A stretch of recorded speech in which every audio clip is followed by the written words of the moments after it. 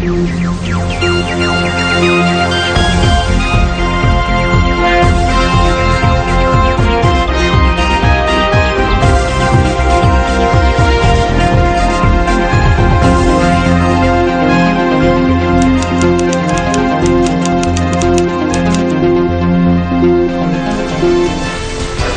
நீங்கள் இணைந்து கொள்வது முதற்தர செய்தி வழங்குனர் நியூஸ் ஃபர்ஸ்டின் இரவு 8 மணி பிரதான செய்திகளோடு உங்களோடு இணைந்து கொள்ளும் நான் டில்ஷான் தாலிப். உலகின் பல்வேறு பகுதிகளில் இருந்தும் சக்தியின் குளோபல் டிவியினூடாக எங்களோடு இணைந்திருக்கும் உங்கள் அனைவரையும் சந்திப்பதில் மகிழ்ச்சி. இனி விரிவான செய்திகளுக்கு செல்ல முன்னர் முதலில் தலைப்புச் செய்திகள்.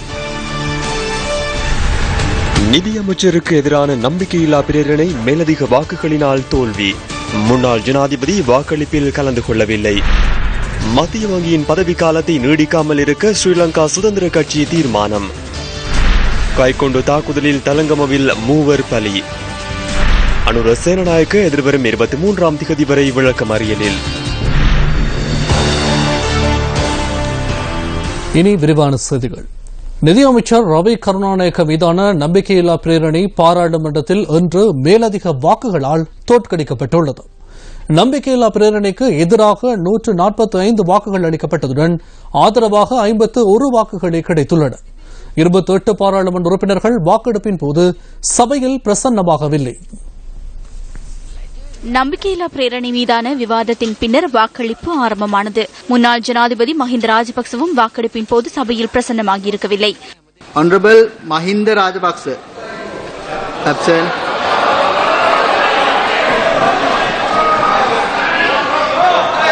அத்துடன் ஐக்கிய மக்கள் சுதந்திர கூட்டமைப்பின் பாராளுமன்ற உறுப்பினர்களான சந்திரசிறி அஜதீர மற்றும் சிறிபால கம்லத் ஆகியோரும் வாக்களிப்பில் கலந்து கொள்ளாமை குறிப்பிடத்தக்கது. தமிழ் தேசிய கூட்டமைப்பின் பாராளுமன்ற உறுப்பினர்களும் சபையில் பிரசன்னமாகியிருக்கவில்லை. மக்கள் விடுதலை முன்னணி பிரேரணைக்கு ஆதரவாக வாக்களித்தது. ஆறுமுகன் தொண்டமான் வாக்களிப்பில் கலந்து கொள்ளவில்லை என்பதுடன் டக்ளஸ் தேவானந்தா நம்பிக்கையில்லா பிரேரணைக்கு எதிராக வாக்களித்துள்ளார். පක්ෂව ඡන්ද 51යි විරුද්ධව ඡන්ද 145යි නොපැමිණි 28යි ඒ අනුව යෝජනාව පරාද වෙනවා. நிதியமைச்சர் ரவி கருணாநாயக்கவுக்கு எதிரான நம்பிக்கையில்லா பிரேரணை மீதான விவாதத்தின் போது ஜனாதிபதி மைத்ரிபால சிறிசேனவும் சபையில் பிரசன்னமாக இருந்தார். இது தொடர்பான விரிவான செய்திகளை எமது தொடரும் செய்திகளில் எதிர்பாருங்கள். மத்திய வங்கியின் ஆளுநர் அர்ஜுன் மகேந்திரனின் பதவிக்காலத்தை நீடிக்கக்கூடாது என எஸ்பி திசாநாயக்க பாராளுமன்றத்தில் இன்று கேட்டுக் கொண்டார். மத்திய வங்கியில் இடம்பெற்ற நிதி மோசடிகள் தொடர்பில் எந்த அரசாங்கம் வந்தாலும் தெரிவுக்குழு ஒன்றை நியமிப்பதாக பிரதமர் குறிப்பிட்டிருந்தார். எனினும் அவ்வாறான தெரிவுக்குழு நியமிக்கப்படவில்லை. ஸ்ரீலங்கா சுதந்திர கட்சி என்ற வகையில் பிரதமரிடமும் ஜனாதிபதியிடமும் ஒரு கோரிக்கை விடுக்கிறோம். இலங்கை மத்திய வங்கியின் ஆளுநரின் பதவிக்காலம் இந்த மாத இறுதியில் நிறைவடைய உள்ளது. அவரை போக விடுவது ஜனாதிபதிக்கும் பிரதமருக்கும் நிதியமைச்சருக்கும் நல்லது. கோப் குழுவிலும் பாரிய பிரச்சினை எழுந்தது. ஜனாதிபதி பகிரங்கமாக ஒரு விடயத்தை குறிப்பிட்டார். நான் இலங்கை மத்திய வங்கியின் ஆளுநரை நீக்குமாறு கூறியதாக அவர் குறிப்பிட்டிருந்தார். ஜனாதிபதி அதனை கூறியதன் பின்னர் அவர் பதவி விலகி இருக்க வேண்டும். அந்த நபர் தொடர்பில் பிரச்சினை உள்ளது. மத்திய வங்கியின் ஆளுநரின் பதவிக்காலத்தை நீடிக்கக்கூடாது என ஸ்ரீலங்கா சுதந்திர கட்சி தீர்மானித்துள்ளது. பாராளுமன்ற கட்டட தொகுதியில் இன்று நடைபெற்ற ஊடக சந்திப்பில் இதுகுறித்து கருத்து தெரிவிக்கப்பட்டது.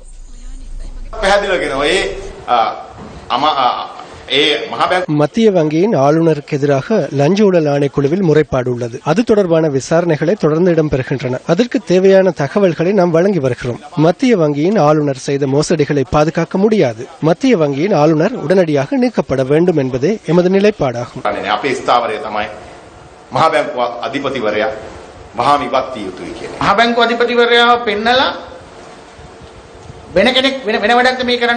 இல்லை, மத்திய வங்கியின் ஆளுநரை காண்பித்து வேறொருவர் வேறு செயற்பாடுகளில் ஈடுபடுகிறாரா என்ற சந்தேகம் எழுகிறது. மத்திய வங்கியின் ஆளுநரின் ஊழல் மோசடிகளை ஆராய வேண்டும். அவர் பதவி விலக வேண்டும். அவரை மீண்டும் நியமிக்க கூடாது என்பதே ஸ்ரீலங்கா சுதந்திர கட்சியின் நிலைப்பாடாகும்.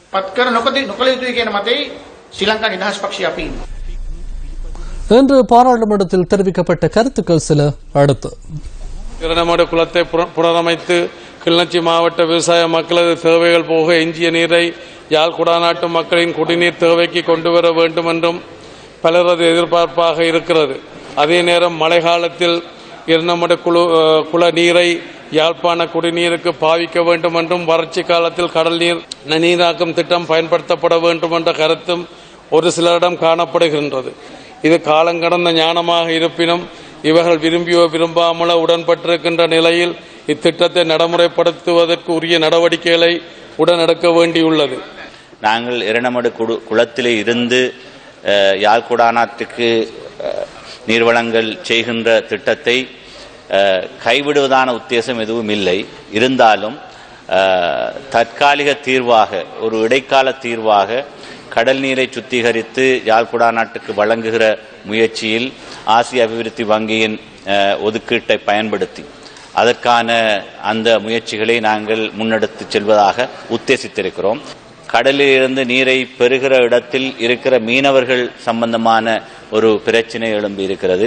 அந்த பிரச்சினை குறித்து சுற்றாடல் அறிக்கை கவனத்திலே கொள்ளப்பட்டு அதன் பிறகுதான் இதை நாங்கள் அமுல்படுத்துவோம். அதே நேரம் கிளிநொச்சி இரண்டமடு குளத்திலே இருந்து நீரை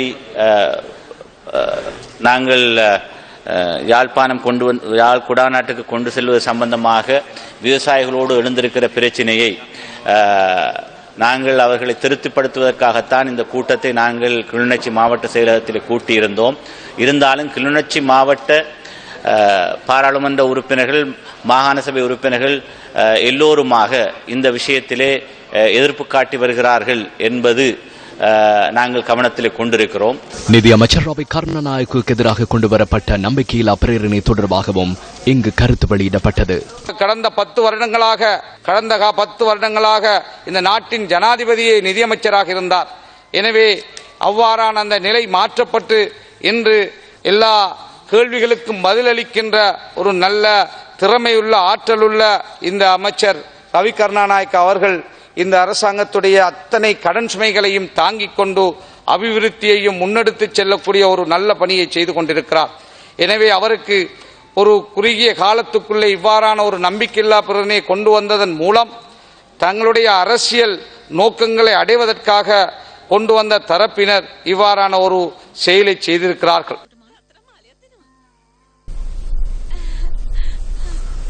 பத்திரமுள்ள தலங்கம பகுதியில் வீடொன்றில் இடம்பெற்ற கைக்குண்டு வெடிப்பில் 2 பெண்கள் உட்பட 3 உயிரிழந்துள்ளனர்.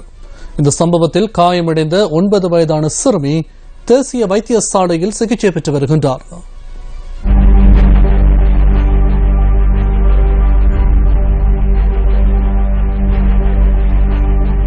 தலங்கம பண்டாரவத்த பகுதியைச் சேர்ந்த 43 வயதான பெண்ணொருவர் சம்பவத்தில் உயிரிழந்துள்ளார். அவர் 4 பிள்ளைகளின் தாயாவார். குடும்ப தகராறு காரணமாக கணவரிடமிருந்து விலகியிருந்த அவர் மீண்டும் குடும்பத்துடன் இணையும் நோக்கில் பூசாரி ஒருவரிடம் சென்றபோது அவர் வற்புறுத்தியுள்ளதாக உறவினர்கள் தெரிவித்தனர். දේවාලික කපුවෙක් කඩා කප්පල් වල පවුල් එකතු කරන්න ගුරුකම් කරනවා කියලා කියනවා. ඒ නිසා මේ තැනට මේ ගිහින් තියෙනවා. නමුත් එයා පස්සේ මෙයාව එයා අල්ලගන්න උත්සාහයක් ගැනීමක් ඊට විරුද්ධ වීමක් නිසා මෙයා අමනාපයෙන් මේ දෙයට මුල්ුණා කියන එක තමයි කියන්න තියෙන්නේ. பூசாரி வற்புறுத்தியமை தொடர்பில் இந்த பெண் போலீஸ் நிலையத்தில் முறைப்பாடு செய்ததன் பின்னர் 2 தரப்பினரையும் இன்று முற்பகல் 11 மணிக்கு தலங்கம போலீஸ் நிலையத்திற்கு வருமாறு அழைப்பு விடுக்கப்பட்டிருந்தது. போலீசார் அங்கு செல்ல தயாரான போது அந்த பெண்ணின் வீட்டுக்கு சென்ற ஒருவர் கைக்கொண்டொன்றை வெடிக்க வைத்துள்ளதாக போலீசார் தெரிவித்தனர். අංකල් ඊට පස්සේ පිටිපස්ස පැත්තෙන් ආවා පාමාට්ට විතර මේ රණ්ඩුවක් කරගත්ත. ඊට පස්සේ ආයෙ උදේ වෙලා පිටිපස්ස පැත්තෙන් ආයි පැනලා බෝම්බ දෙකක් අතේ තිබ්බා. ඊට පස්සේ ටක් ගාලා මේ අම්මගේ අස්සට එකක් දැම්මා. ඊට පස්සේ ඩෝංගල සද්දයක් ඇහුණා. ආච්චි කිව්වා මේ ලොකුවට එන්න කියලා. මං ගිහලා ලොකුවට එනකොට ටක් ගාලා අයියා මේ 100ට කතා කරා. கைக்குண்டு வெடித்ததில் குறித்த பெண்ணும் அவரின் வீட்டுக்கு வந்திருந்த மாமியும் கைக்குண்டை வெடிக்க வைத்தவரும் உயிரிழந்துள்ளதாக போலீசார் தெரிவித்தனர். மக்களின் எதிர்ப்பு காரணமாக சாலாவ ராணுவ முகாமிற்கு அருகில் கொழும்பு அவிசாவல்லி பிரதான வீதி மூடப்பட்டது.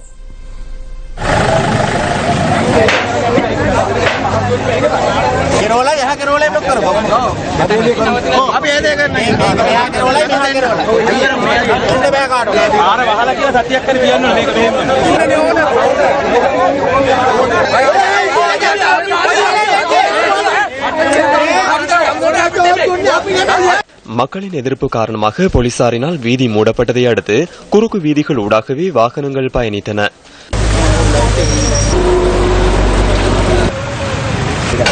வீடுகளை சுத்திகரிக்கும் பணிகளும் மின் கட்டமைப்புகளை சீராக்கும் பணிகளும் இன்று இடம்பெற்றன.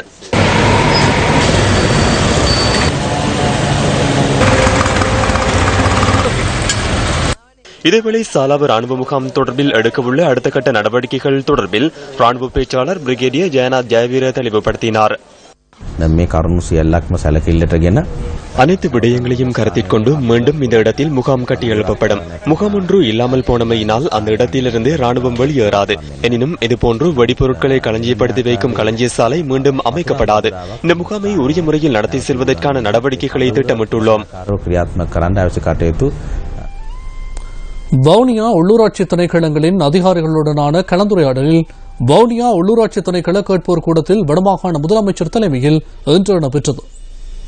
உள்ளூராட்சி திணைக்களங்களில் உள்ள பிரச்சினைகள் மற்றும் நகரசபை பிரதேச சபைகள் எதிர்நோக்கியுள்ள பிரச்சினைகள் தொடர்பாக கலந்துரையாடும் நோக்கில் இந்த கூட்டம் ஏற்பாடு செய்யப்பட்டிருந்தது. இதில் வடமாகாண முதலமைச்சர் சி வி விக்னேஸ்வரன், அமைச்சின் செயலாளர் உள்ளிட்ட அதிகாரிகள் பலர் கலந்து கொண்டிருந்தனர்.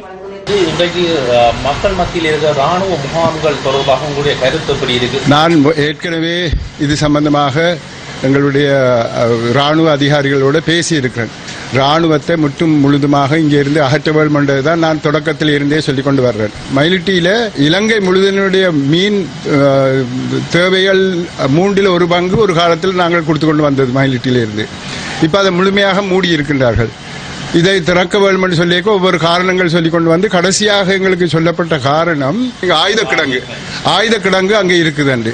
அந்த ஆயுத கிடங்கு அப்படியானால் நீங்கள் இங்கே இருந்து வேறு இடத்துக்கு மாற்ற வேண்டும் என்று நான் சொல்லியிருந்தேன் திரு மகேஷ் சேனநாயக்காவுக்கு. அது கொஞ்சம் காலம் எடுக்கும் என்று சொல்லிக் கொண்டிருந்தவர் இப்போ ஒரு மாசத்துக்கு மேலே. ஆனால் நாங்கள் அதுக்குரிய நடவடிக்கை எடுக்கிறோம். இப்ப இது கொஸ்கமாவில் நடந்த இந்த விஷயம் சம்பந்தமாக நாங்கள் அவர்களுக்கு சொல்ல வேண்டி இருக்குது. பாருங்க, இதை நீங்க தொடர்ந்து வச்சு கொண்டிருந்து இப்படி ஒன்று நடந்தா எங்களுடைய அந்த இடங்கள் எல்லாம் அப்படியே பாலா போயிடும். நடந்தது வருந்தத்தக்கது என்றாலும் எங்களுக்கு ஒரு படிப்பினை. இப்படிப்பட்ட இடங்களை மக்கள் இருக்கிற இடங்கள்ல கொண்டாந்து வைக்கிறதால வர்ற பாதிப்பை இதுல இருந்து நாங்கள் அறிஞ்சு கொள்ளக்கூடியதா இருக்கு. இதை நாங்கள் தொடர்ந்து வைத்திருக்க முடியாது. என்னவாக இருந்தாலும் ஆயுத கிடங்கை மயிலிட்டியில் வைத்துக் கொண்டு எங்களுக்குரிய மயிலிட்டி இயற்கையான ஒரு துறைமுகத்தை நடைமுறைப்படுத்த, அதாவது வேலை நடக்காமல் பண்றது ஒரு அநியாயமான ஒன்று. அதுக்கு நாங்கள் எங்களுடைய எதிர்ப்பை தெரிவித்துக் கொண்டுதான் வந்து கொண்டு இருக்கின்றோம். வடமாகாண முதலமைச்சர் அடுத்த தேர்தலுக்கான முதலமைச்சர் பதவிக்கு வந்து ஒரு நீதித்துறையை சேர்ந்தவர் ஈடுபடுத்துவதற்கு பல முயற்சிகள் ஈடுபட்டு கொண்டிருப்பதாக தெரிய வருகிறது. இது தொடர்பாக உங்களுடைய எனக்கு அப்படி ஒருத்தருமே சொல்ல இல்லை. என்னிட்ட தான் கேட்டணும், அது கடவுள் காப்பாற்றிக் கொள்ளாருன்னு சொல்லியிருக்கேன். ரக்பி வீரர் வசீம் தாஜுடீன் கொலை சம்பவம் தொடர்பில் கைது செய்யப்பட்டு விளக்கமறியலில் வைக்கப்பட்டுள்ள முன்னாள் சிரேஷ்ட பிரதி போலீஸ் அதிபர் அனுர சேனாநாயக்கவை தொடர்ந்தும் விளக்கமறியலில் வைக்குமாறு இன்று உத்தரவு பிறப்பிக்கப்பட்டுள்ளது. சந்தேக நபரான அனுர சேனநாயக்க கொழும்பு நீதவான் நீதிமன்றத்தில் இன்று ஆஜர்படுத்தப்பட்டதை அடுத்து அவரின் விளக்கமறியல் நீடிக்கப்பட்டுள்ளது. அனுர சேனநாயக்க பல வருடங்களாக நோய்வாய்ப்பட்டு மருந்துகளை பயன்படுத்துவதால் அவருக்கு பிணை வழங்குமாறு அவர் சார்பில் ஆஜரான ஜனாதிபதி சட்டத்தரணி அனில் சில்வா நீதிமன்றத்தில் தெரிவித்தார்.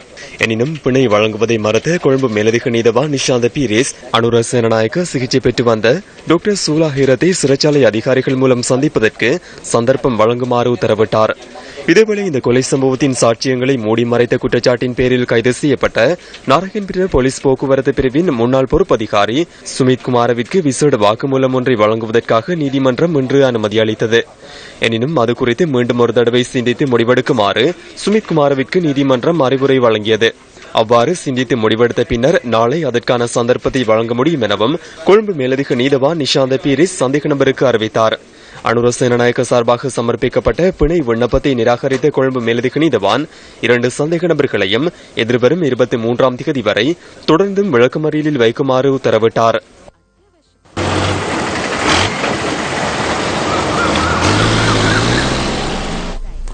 நிதியமைச்சர் ரவி கருணாநாயக்கவுக்கு எதிரான நம்பிக்கையில்லா பிரேரணை மீதான விவாதத்தின் போது ஜனாதிபதி மைத்ரிபால சிறிசேனவும் சபையில் பிரசன்னமாக இருந்தார்.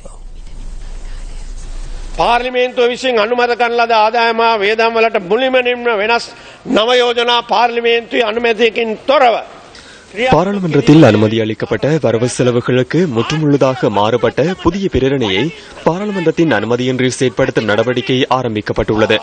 IMF நிபந்தனை பிரேரணையை முன்வையுங்கள். இலங்கையில் கொள்ளைக்காரர்களுக்கும் பாதாள உலகத்தினருக்கும் மாத்திரமே 130% வருமானம் ஏற்படும் வகையில் வர்த்தகம் செய்ய முடியுமாக உள்ளது. நிதியமைச்சர் என்ன செய்கின்றார்? பணம் அச்சிடுகின்றார். நாட்டையும் பாராளுமன்றத்தையும் ஏமாற்றாமல் நாட்டை வங்குரோத்து நிலைக்கு இட்டு செல்லாது பதவி விலகுமாறு நாம் கோருகின்றோம். මේ ඉස්සෙල්ල පුළුවන්ද මුදල් ඇමතිවරයෙක්ට විරුද්ධ විශ්වාස භංගයක් ගේන්න? நிதியமைச்சருக்கு எதிராக நம்பிக்கையில்லா பிரேரணை ஒன்றை கொண்டு வர முடியுமா? மிதிபலகையில் தொங்கிக் கொண்டு வருபவர்கள் இவர்கள். மஹிந்த ராஜபக்ச அரசாங்கத்தில் நிதியமைச்சர் என்ற வகையில் 2003 இலக்க நிதி முகாமைத்துவ பொறுப்புக்கூறல் சட்டத்தை மீறும் வகையில் நிதி செலவிடப்பட்டுள்ளது. பாராளுமன்றத்திற்கு அது அறிவிக்கப்படவில்லை. இதன் மூலம் பாராளுமன்ற சிறப்புரிமை மீறப்பட்டுள்ளது என்பதை நான் கூறிக்கொள்ள விரும்புகின்றேன். முன்னாள் நிதியமைச்சருக்கு எதிராகவே நம்பிக்கையில்லா பிரேரணை கொண்டு வரப்பட வேண்டும். இது தொடர்பில் ஆராய்ந்து அவரின் உறுப்புரிமையை ஒரு வாரத்திற்கு ரத்து செய்து அவரை உகண்டாவிற்கு அனுப்ப வேண்டும். එතුමගේ මන්ත්‍රීකම සුමානයක් තහනම් කරලා අපි යුගන්ඩාවට එවන්න ඕන කියලා. මේ අවුරුදු අවසන් இந்த வருட இறுதிக்குள் அந்நிய செலாவணியிலிருந்து விடுபட முடியும். அது மாத்திரமல்ல, உங்களுடைய நிறுவனங்களுக்கும் வரி செலுத்த நேரிடும். உங்களுடைய தலைவர் ஜப்பானிலிருந்து 4 பில்லியனை கொண்டு வந்தார் என்பதை ஏன் உங்களால் ஏற்க முடியாதுள்ளது? ரோஹான் ராத்வத் தயாரா என கூறுங்கள். கெஹ்லி ரம்புக்வெல்லவினால் முடியுமா? ஏன் உங்களுடைய தலைவருக்கு துரோகம் இழைக்க முன் வந்துள்ளீர்கள்? நீங்கள் இதன் மூலம் தாக்க முற்படுவது ரவி கருணாநாயக்கவையா அல்லது ஜனாதிபதியையா? ஜனாதிபதி செயற்படவில்லை என மஹிந்தானந்த அலுத்கமகே கூறுவாரா அல்லது அவரை பாதுகாத்து பேசுவாரா? இந்த பிரேரணை கருத்தில் கொள்ளப்பட வேண்டியதொன்றல்ல. இதனை நாம் தோல்வியடைய செய்வோம். මේක වීසි කරලා දාන්න එක මේක කුණුහරුපයක් අපි මේක පරාජය කළා දාන්න. ට්‍රිලියන 1.3ක් හංගලා තියුණා. 1.5 டிரில்லியன் மறைத்து வைக்கப்பட்டிருந்தது. இந்த தொகை ராஜபக்ச ஆட்சிக்கால புள்ளி விவரங்களில் இல்லை. அந்த தொகையானது ஒரே தடவையில் எமது அரசின் கடனாக மாறுகின்றது. ට්‍රිලියන 1.3 එනවා අපේ ආණ්ඩුවේ ණයවලට. ඔබතුමාට පුළුවන් නම් මං කරුණා කරලා ඉල්ලා සිටිනවා මේ සභාවට අපි நான் உங்களை நன்றாக அறிவேன். இவ்வாறு இந்த பொருளாதாரத்தை கொண்டு செல்ல முடியுமா ராஜித என என் அருகில் இருந்து கொண்டே நீங்கள் கூறியுள்ளீர்கள். இல்லை என்று கூற முடியுமா? கூறினீர்கள். மகாபல புலமை பரிசில் 5000 ரூபாய் வரை அதிகரிக்கப்பட்டது. நீங்கள் பல்கலைக்கழகத்திற்கு சென்றால்தான் உங்களுக்கு அது தெரியும். அதனை இவர் எவ்வாறு அறிவார்? මහපොළ ශිෂ්‍යාධාරය රුපියල් 5000 දක්වා වැඩි කරා. කාටද? කාටද? තමුන්නාසේ දන්නේ නැහැ නේ. තමුන්නාසේ විශ්වවිද්‍යාලෙට ගියේ නැති හින්දා දන්නේ නැහැ. මෙයාට රායලු. ஆட்சி மாற்றம் இடம்பெற்றவுடன் ஐக்கிய தேசிய கட்சிக்கு வருவதற்கு இவர் தயாரானார். வரவேண்டாம் என ரணில் விக்ரமசிங்க கூறினார். தற்போது சிரிக்கும் உங்களுக்கு வரவும் தெரியாது, செலவும் தெரியாது. நீங்கள் எத்தனையாம் வகுப்பு வரை படித்தீர்கள்? තමුන්නාසේ hina වෙනවා. තමුන්නාසේ අය දන්නෙත් නැහැ, වැය දන්නෙත් නැහැ. තමුන්නාසේ ඉගෙන ගත්ත පන්තිය කියන්නේ. இவரும் மர்வின் சில்வாவும் ஒரே மாதிரியானவர்கள்.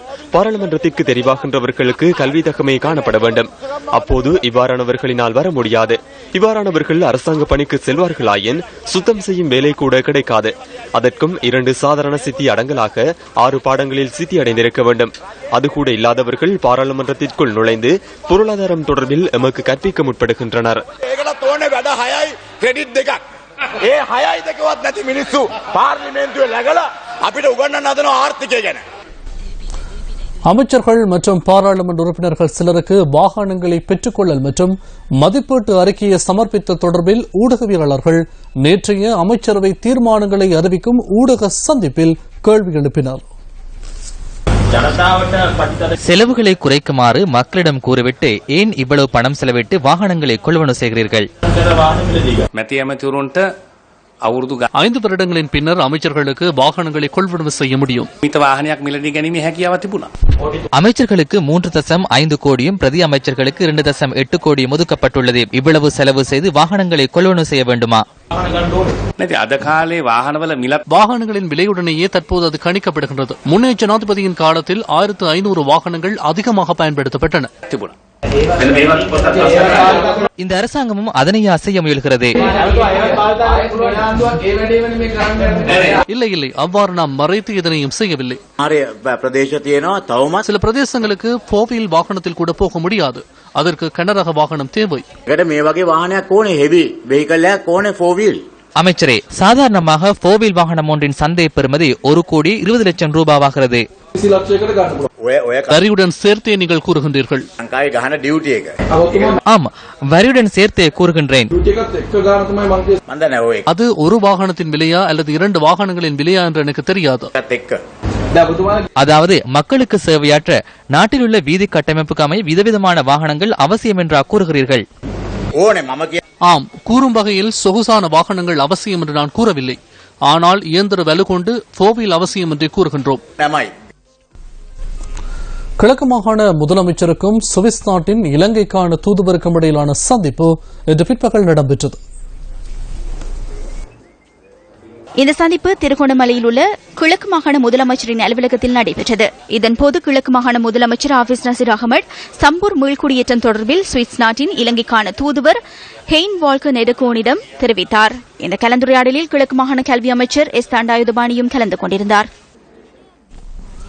புலத்கோப்பிட்டிய கழுப்பாகன தோட்டத்தில் மண்சரிவினால் வீடுகளை இழந்தவர்களுக்கு வீடுகளை வழங்க இன்று அடிக்கல் நடப்பட்டது. கேகாலை புலத்கோகுப்பிட்டியவில் அமைந்துள்ள இந்த மலை முகடுகளின் வசீகரத்திற்குள் மறைந்திருக்கும் கொடூரத்தை வெளிக்காட்டும் வண்ணம் கடந்த மாதம் 17ஆம் திகதி கழுப்பகன தோட்டத்தில் மண் சரிவு ஏற்பட்டது. அதனை சுதாகரித்துக் கொள்வதற்குள் உடைமைகள் அனைத்தையும் இழந்தனர் இந்த மக்கள். அன்றிலிருந்து கடந்த 23 நாட்களாக தற்காலிக நலன்புரி நிலையங்களில் இவர்கள் பல்வேறு இடையூறுகள் மற்றும் பிரச்சினைகளுடன் வாழ்ந்து வருகின்றனர். இவ்வாறு தம் வாழ்க்கையை நகர்த்தி வரும் மக்களுக்கு தமது எதிர்காலம் குறித்த நம்பிக்கையை ஏற்படுத்திக் கொள்வதற்கு சந்தர்ப்பம் கிட்டியது. கழுப்பகன தோட்டத்தில் பாதுகாப்பான இடங்களில் 100 வீடுகளை அமைப்பதற்காக இன்று அடிக்கல் நாட்டப்பட்டது. இந்த வீடுகள் மண்சரிவினால் பாதிக்கப்பட்ட குடும்பங்கள் மற்றும் மண்சரிவு அபாயமுள்ள பகுதிகளில் வசிப்பவர்களுக்கு வழங்கப்பட உள்ளது. எமது தகவல்களுக்கு அமைய 305 குடும்பங்களை புலத்கோப்பிட்டிய பிரதேசத்திலிருந்து அகற்றுவதற்கு நடவடிக்கை எடுக்கப்பட்டுள்ளது. நாம் அவர்களுக்கு காணிகளை வழங்க வேண்டிய தேவையுள்ளது. நாம் அடையாளம் கண்டுள்ள இடங்கள் தொடர்பில் நாளை கேகாலையில் நடைபெறவுள்ள கூட்டத்தில் இறுதி தீர்மானம் ஒன்றை எடுக்க உள்ளோம். அது தொடர்பான தீர்மானத்தை மேற்கொண்டதன் பின்னர் விரைவில் புலத்கோப்பிட்டிய யட்டியாந்தோட்ட உள்ளிட்ட விசேடமாக அரநாயக்க பகுதியில் உள்ள மக்களை மீள குடியமர்த்தவுள்ளோம். அரசாங்கம், பெருந்தோட்ட நிறுவனங்கள் மற்றும் தனியார் துறையினரிடமிருந்து காணிகளை பெற்று இந்த மக்களை குடியமர்த்தவுள்ளோம். அதற்கு தேவையான நடவடிக்கைகளை மேற்கொண்டுள்ளோம் என்பதனை நினைவுபடுத்துகின்றேன். மண்சரிவால் பாதிக்கப்பட்ட புலத்கோப்பிட்டிய மற்றும் தெஹியோவிட் ஆகிய பகுதி மக்களுக்கு சர்வதேச தொழிலாளர் சம்மேளனத்தின் உறுப்பினர்களால் நிவாரணப் பொருட்கள் இன்று வழங்கப்பட்டன. இந்த நிகழ்வு புலத்கோகுப்பிட்டிய கணேச தமிழ் மகா வித்தியாலயத்தில் நடைபெற்றது. இந்த நிகழ்வில் சர்வதேச தொழிலாளர் சம்மேளனத்தின் ஒருங்கிணைப்பாளர் டாக்லிங் லீ, இணைப்பாளர் திருமதி சியாமலா சல்காது, இலங்கை தொழிலாளர் காங்கிரசின் சப்ரகமுவ மாகாண சபை உறுப்பினர் அண்ணாமலை பாஸ்கரன் ஆகியோர் கலந்து கொண்டிருந்தனர். இதன்போது சர்வதேச தொழிலாளர் சம்மேளன உறுப்பினர்கள் மண்சரிவினால் பாதிக்கப்பட்ட 20 குடும்பங்களுக்கு நிவாரணப் பொருட்களை வழங்கினர். எங்களுடைய தொழிற்சங்கத்தின் ஊடாக உறவு முறையின் காரணமாகத்தான் நான் நினைக்கின்றேன் வேறு எவருமே இது போன்ற ஒரு உதவியை செய்ய முன்வரவில்லை. ஆகவே இலங்கை தொழிலாளர் காங்கிரஸ் என்ற பெரிய நிறுவனத்தின் ஊடாக நீங்கள் இன்று இலங்கை தொழிலாளர் காங்கிரசுடன் ஒன்று சேர்ந்திருக்கின்றீர்கள். அதனூடாக கிடைத்த ஒரு பலன் தான் இது என்று நாங்கள் கூற வேண்டும். உங்களுக்கு தற்காலிக கூடாரங்களை வழங்குவது தொடர்பாக சர்வதேச அகதிகள் பாதுகாப்பு நிறுவனத்திடமும் உலக சுகாதார ஸ்தாபனத்திடமும் கேட்டுள்ளோம். அவர்கள் ஏற்கனவே பெருந்தொகையான தற்காலிக கூடாரங்களை இடர் முகாமைத்துவ அமைச்சுக்கு கொடுத்து விட்டார்கள். புதிதாக கூடிய விரைவில் பெற்றுத் தருவதாகவும் கூறியிருக்கின்றார்கள். அவர்களுடன் பேசிக் கொண்டிருக்கின்றோம். யுத்தம் முடிவுக்கு கொண்டு வரப்பட்டு பல வருடங்கள் கடந்தாலும் அதன் தாக்கத்திலிருந்து விடுபடாத பலரை இன்றும் நாம் காணக்கூடியதாக உள்ளது. சுப்பிரமணியம் ரவீந்திரனின் வாழ்க்கையும் அதற்கு சான்று பகர்கின்றது. கிளிநொச்சி வட்டக்கச்சி சந்தையடி பகுதியில் வசித்து வருகின்றார் சுப்பிரமணியம் ரவீந்திரன். யுத்தம் மௌனித்ததும் 2009ஆம் ஆண்டு அருணாசல முகாமில் இருந்து ராணுவத்தினரிடம் சரணடைந்த ரவீந்திரன் நெழிக்குளம் பூசாகிய முகாம்களில் தடுத்து வைக்கப்பட்டிருந்தார். பல்வேறு எதிர்பார்ப்புகளுடன் 2012ஆம் ஆண்டு வெளிக்கந்தை முகாமில் இருந்து குடும்பத்துடன் இணைந்தார் இந்த முன்னாள் போராளி. 3 பிள்ளைகளின் தந்தையான இவர் கூலி வேலைக்கு சென்றே வாழ்வினை கொண்டு செல்ல வேண்டிய நிலையில் நாளாந்தம் பொருளாதார சிக்கலை எதிர்நோக்குகின்றார். புனர்வாழ்வளிக்கப்பட்டு விடுதலை செய்த போது அனைத்து வசதிகளும் ஏற்படுத்தி தரப்படும் என கூறப்பட்ட போதிலும் எவ்வித உதவிகளும் தமக்கு கிடைக்கவில்லை என ரவீந்திரன் கூறுகின்றார். 2012ஆம் ஆண்டு வெளிக்கந்தையிலேருந்து விடுதலை செய்தார்கள். இங்கே வந்து மேசன் வேலை எழுக கிடைக்க வேண்டியில்லை, இருந்துட்டு எப்போயாவது வேலை கிடைக்கும். அதை வச்சு தான் என் வீட்டு ஜீயத்தை போய்க்க கொண்டிருக்கேன். ஏன்னா 3 பிள்ளைகள் படிப்பு செலவுக்கும் சரியான கஷ்டம்தான். முன்னாள் போராளிகளுக்கு உதவி செய்கிறேன் இதுவரைக்கும் எங்களுக்கு எந்த உதவியும் செய்யலை. எங்களுக்கு இப்போ சக்தி டிவி செய்திகள் சேகரிக்கணும், முன்னாள் போராளிகளுக்கு உதவி செய்கிறதுக்காண்டி சக்தி டிவி செய்தியை பார்த்து கொண்டு எங்களுக்கு நேரடியாக உதவி செய்யக்கூடிய மாதிரி செய்யணும்னு கேட்டு சக்தி டிவி செய்தி இதுக்கு நன்றியை தெரிவிக்கிறோம். யுத்தம் முடிவடைந்து பல வருடங்கள் கடந்துள்ள நிலையிலும் புனர்வாழ்வளிக்கப்பட்ட முன்னாள் போராளிகளின் வாழ்க்கை என்றும் போராட்டமாக காணப்படுகின்றவை கவலைக்குரியதே.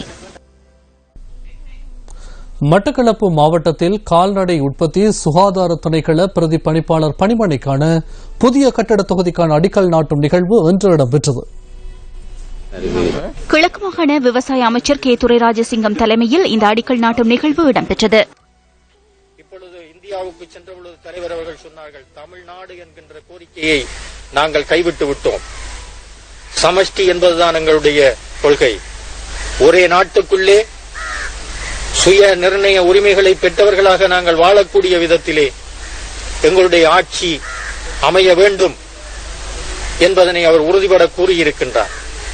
ஆகவேதான் இந்த பெரும்பான்மை தலைவர்கள் ஒன்றை உறுதியாக நம்ப வேண்டும், நாங்கள் எந்தவிதமான கபடத்தனமும் மற்றவர்களாகத்தான் சமஷ்டியை கேட்கின்றோம்.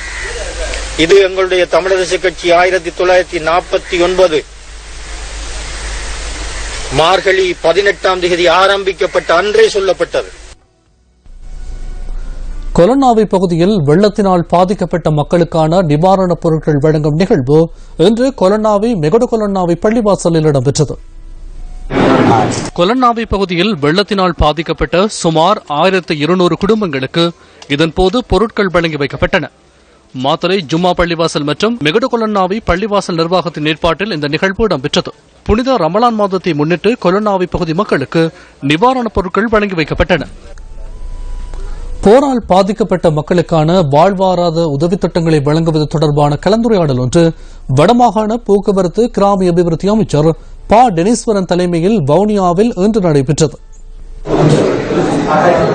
வவுனியா கிராம அபிவிருத்தி சங்க கேட்போர் கூடத்தில் நடைபெற்ற இந்த கலந்துரையாடலில் புனர்வாழ்வு பெற்ற முன்னாள் போராளிகள், அரசியல் கைதிகளின் குடும்பங்கள், யுத்தத்தால் உறவுகளை இழந்த குடும்பங்கள் உள்ளிட்ட பலர் கலந்து கொண்டிருந்தனர்.